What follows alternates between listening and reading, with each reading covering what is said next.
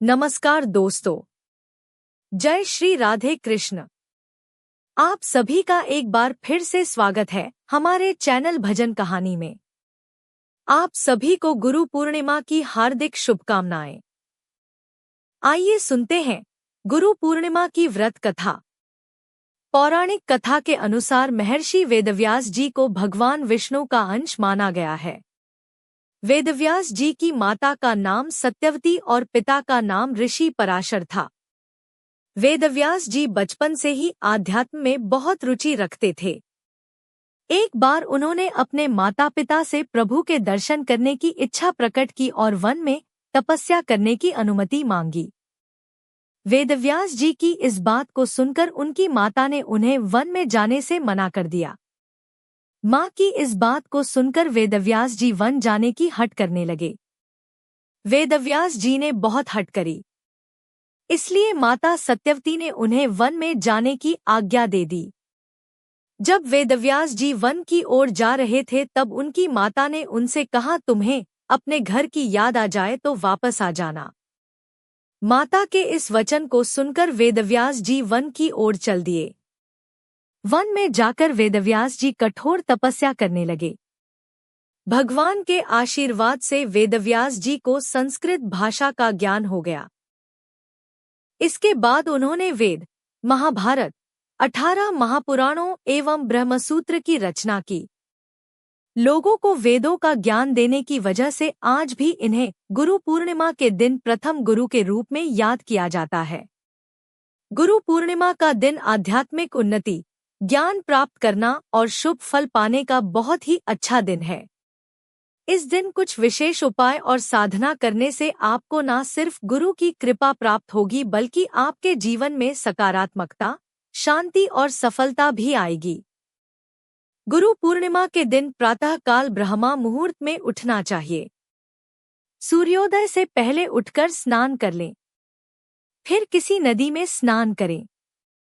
अगर ऐसा नहीं कर सकते तो नहाने के पानी में गंगाजल मिलाकर उससे स्नान करें। स्नान के बाद साफ वस्त्र पहनकर पूजा के लिए तैयार हो जाएं।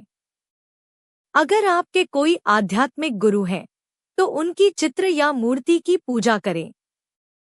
अगर गुरु नहीं है तो माता पिता या जीवन में मार्गदर्शन देने वाले किसी भी व्यक्ति का पूजन करें।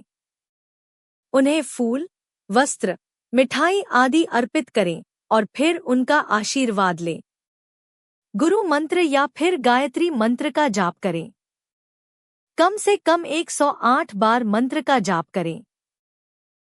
ओम गुरुवे नमः का जाप आप कर सकते हैं। ओम नमो भगवते वासुदेवाय नमः का जाप करें। ओम श्री गुरुदेवाय नमः का जाप करें। ऐसा करने से आपके जीवन में सकारात्मक ऊर्जा और मानसिक शांति आएगी। इसके बाद कुछ दान पुण्य अवश्य करें। इस दिन अन्न, वस्त्र, किताबें, छाता, जूते, जलपात्र आदि का दान करना बहुत अच्छा माना जाता है।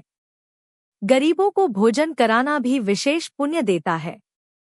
ब्राह्मण यह जरूरतमंद छात्रों को शिक्षा की सामग्री देना बहुत ही शुभ होता है। इस दिन दीप दान और तुलसी की पूजा करें। शाम को तुलसी के पास दीपक जलाएं और फिर 4 बार परिक्रमा करें। घर के मंदिर में दीपक जलाकर शांति और समृद्धि की प्रार्थना करें। इस दिन भगवद गीता, रामायण, गुरु चरित्र या विवेकानंद साहित्य जैसे ग्रंथों का पाठ करना बहुत ही लाभदायक होता है। इससे जीवन में दिशा और उद्देश्य मिलता है। इस दिन अपने जीवन में कुछ छोड़ने का संकल्प लें, जैसे कि क्रोध, आलस्य, ईर्ष्या, गलत संगति। यह सब छोड़ने का संकल्प लें। इस संकल्प से जीवन शुद्ध होगा और सफल बनेगा। तो यह थी आज की कथा। आपको यह कथा कैसी लगी कमेंट करके जरूर बताएं। साथ ही मेरे चैनल भजन कहानी को सब्सक्राइब करना ना भूलें। धन्यवाद।